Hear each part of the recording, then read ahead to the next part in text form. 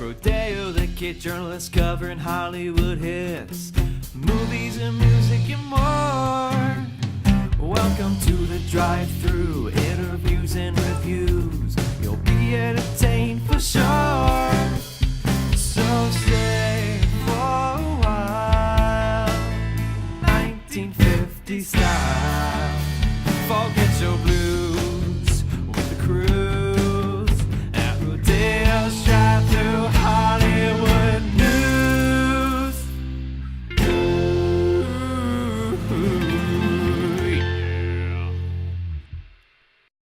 Hello and welcome to Rodeo's Drive-Thru Hollywood News. I'm your host, Rodeo Marie Hansen. Tonight, we're at Berks Jazz Fest. My special guest is singer and Grammy nominee, Jeffrey Osborne. Jeffrey, you lend your voice to many of his songs, feature films, and television show themes. Take us back to the beginning when you were a kid like me. How did you first become interested in music? Well, I grew up in a family of 12. I'm the youngest of 12.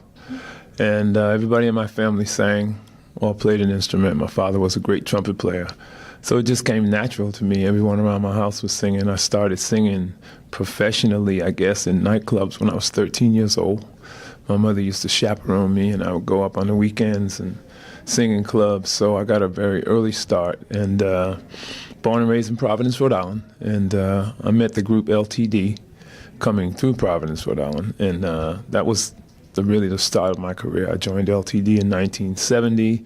We started making records in 1972. And I stayed with them until 1981, and I became a solo singer in 1982, and that's how it all started for me. That's super cool. On the Wings of Love is one of your biggest hits. What advice or inspiration can you offer a young person who dreams of recording a hit song? Well, I mean, a hit song is tricky. You know, it's really funny because to me, it's finding the right lyric to match the melody. So it's almost like a marriage, lyrics and melody. You have to make sure that they fit each other very well. And that's difficult. You know, it's really up to the people, the public, because there's songs that I've written that I liked more, but the people are the ones who judge what a hit record is. And we never know, because we sit and write every day. If I knew what a hit record was, I'd write one, I'd have a hit every single day. But we don't know, so we keep at it. You know, we keep the creative juices flowing. And you hope that you come up with something that the public will attach themselves to. So, and you need a lot of things to fall in line. You need radio to be on it, and to have a number one hit, you have to have everybody in the country, every region in the country, moving at the same time with that record up the charts before it can become number one. So a lot of things have to fall into place, but a lot of it is really predicated on what the public likes. That's really great. Yeah. Love Power, the duet you did with Dionne Warwick, was on the Billboard charts. Do you approach a duet differently than a song you would sing by yourself? And what do both singers need to make a duet connect with an audience? Yeah, you definitely approach it different because you're working with another artist. I think the most important thing about a duet is to make the song work and not to try to stand out as an individual, because a lot of times you'll hear duets and people are battling one another, they're trying to out-sing one another. But the most important thing is for you to come together and make it happen as a duo. So you have to complement one another, and that's the most important part of it, and just hope that the chemistry is good and the voices blend well. And with Dionne, she's such an incredible singer, you know, it was pretty easy to sing with her. Nice.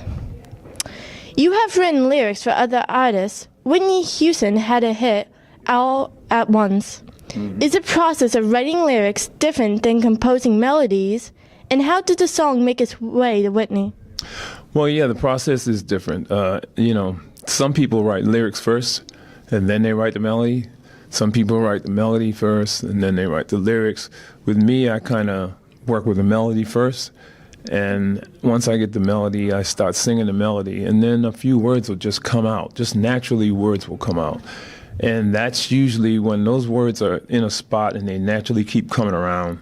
I know they're supposed to be there, and so then I write the song around those words, those important words that just come out while I'm singing a melody. So that's how it works for me. With the song All at Once, I sat down with Michael Masser, who's an incredible songwriter. He wrote some incredible hits. He had #1 hits for like 10 years. So I was fortunate to sit down and write with him. And actually that song was written for my record. And we decided to use a song called We're Going All the Way instead of All at Once. So it didn't make the record, so it was just sitting here, and he called and said, well, I'm working with this new artist. Her name is Whitney Houston. I'm like, I never heard of Whitney Houston. He said, well, she's a good singer. I'm like, well, can we use the song? I'm like, okay, go ahead and use it. And that's how it found its way to Whitney, because he and I wrote it together, and he was producing Whitney, and he wrote all his songs on that record, Saving All My Love for You. So he's an incredible songwriter. And I was fortunate that Whitney sang it, because she's pretty incredible. That's fantastic. You were a part of USA for Africa's We Are the World. Can you share something about the recording session that isn't well known, and what was it like to be a part of that special project? That was an incredible project, probably one of the most incredible projects I've ever been a part of. To have that many just unbelievable voices in a room that night. And it was held after one of the American Music Awards. So they did it wisely, because everybody was already in town. So after the American Music Award, we all went up to A&M studio, and we didn't get started till midnight. It was late. So I don't know if a lot of people know, but we were in there till 6 or 7 in the morning. And it was pretty amazing. I think the thing that I remember most about that was there was a time when all of us stopped. We all took our music, and we all walked around, and everybody signed everybody else's music. And I have mine on my studio framed, and that's pretty special to have all the signatures from everybody in We Are the World on that piece of music. So that's something I'm sure a lot of people don't know. Yeah, that's really cool. In 2012, you created the Jeffrey Osborne Foundation to support music and arts for children and their families. Tell us about what you would like to accomplish with it, and what do you think about the importance of music education in our public schools? Well, music education is very important. That's how I got my career started, and I think that's how most people got their career started.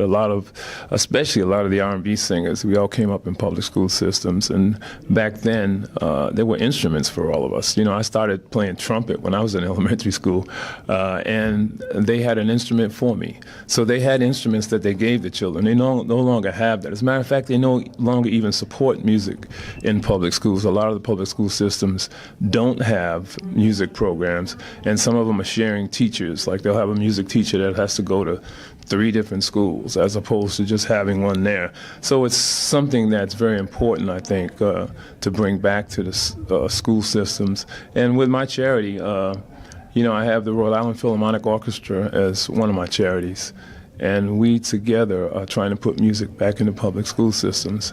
So, my charity covers a lot more than just music. I have an organization called the Amos House, which takes people off the streets. They feed people every day. They find them housing.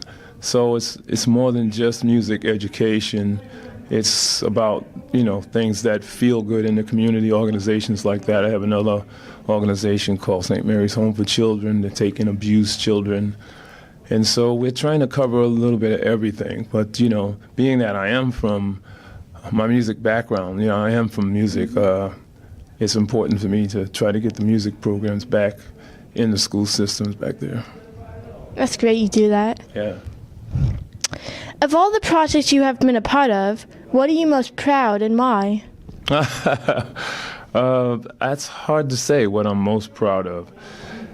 I think just that first opportunity, to get a record played on the radio, I think that was the most incredible thing for me, to finally hear myself on the radio, because we struggled trying to get a record deal.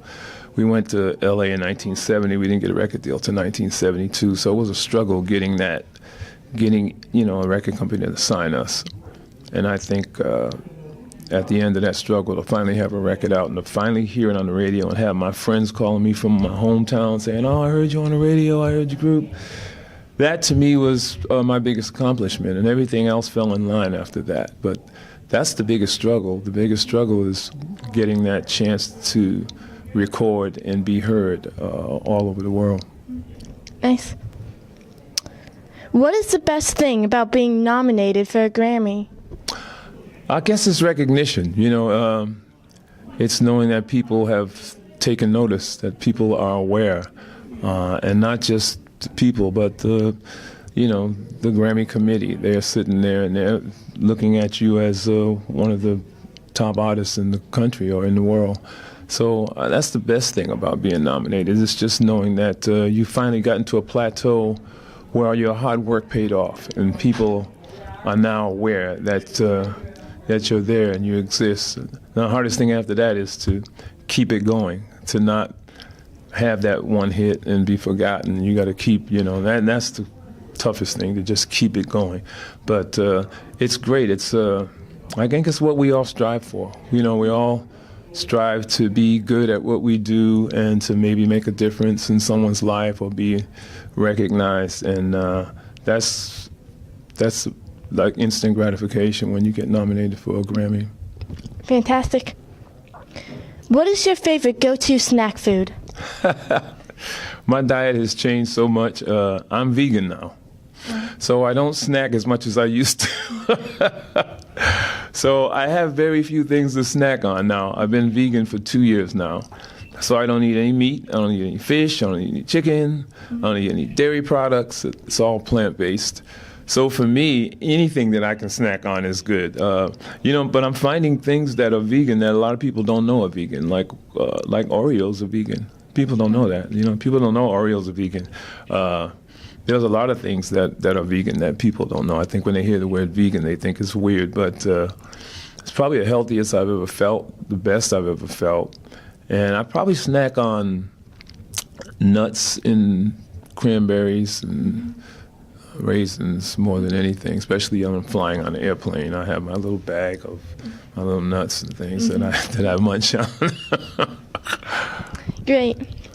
Thank you to my very special guest, Jeffrey Osborne, for dropping in at the Drive-Thru. Until next time, that's a wrap.